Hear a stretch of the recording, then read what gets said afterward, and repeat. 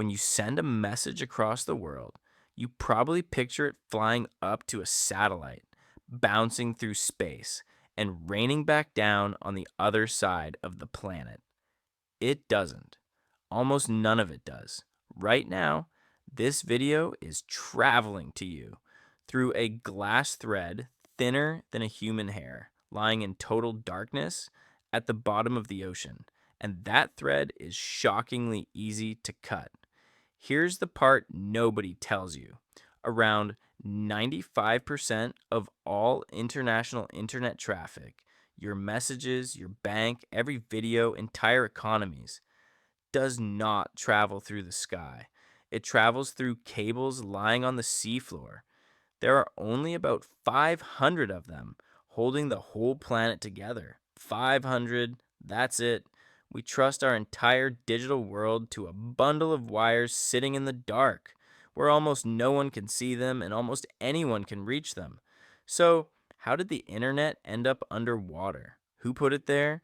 And what happens to all of us the day someone decides to cut it? Stick around, because by the end, you'll never look at going online the same way again.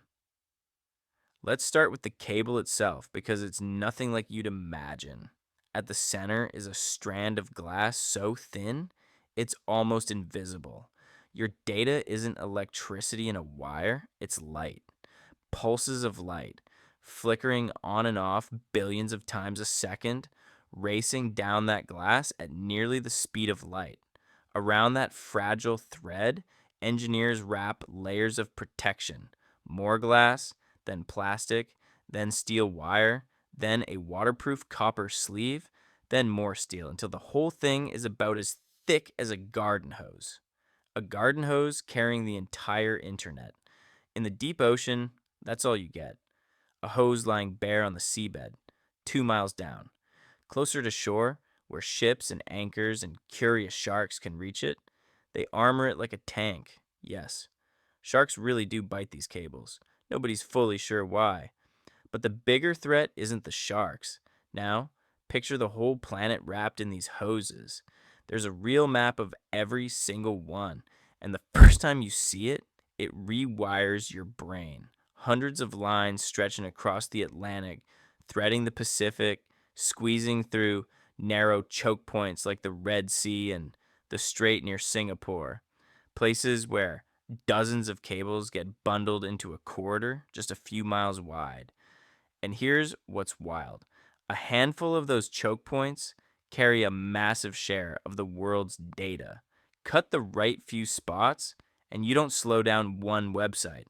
You knock entire countries offline. Like, this isn't theory.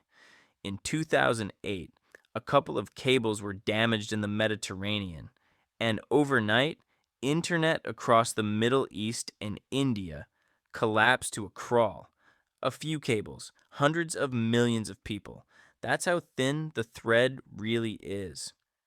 So, how do you even lay a wire across an entire ocean? With a ship? A special one that does almost nothing else. It loads thousands of miles of cable into giant tanks below deck, coiled like rope, and then it sails in a dead straight line for weeks, paying the cable out behind it, letting it sink slowly to the bottom. A single one of these cables can cost hundreds of millions of dollars and take years to plan. It crosses trenches, volcanic ridges, and abyss so deep that sunlight has never touched it. And when it finally lands on the far shore and lights up, half the planet just got a little closer together. But remember how I said these cables are easy to cut? Here's where it stops being a fun fact and starts being a problem. Because lately, cables have been getting cut on purpose, and the people doing it are very hard to catch. Here's the uncomfortable truth: these cables sit in international waters, unguarded, mapped publicly, and easy to reach. A ship doesn't need a weapon to take one out. It just needs to drag its anchor along the seabed, slowly, across the right spot.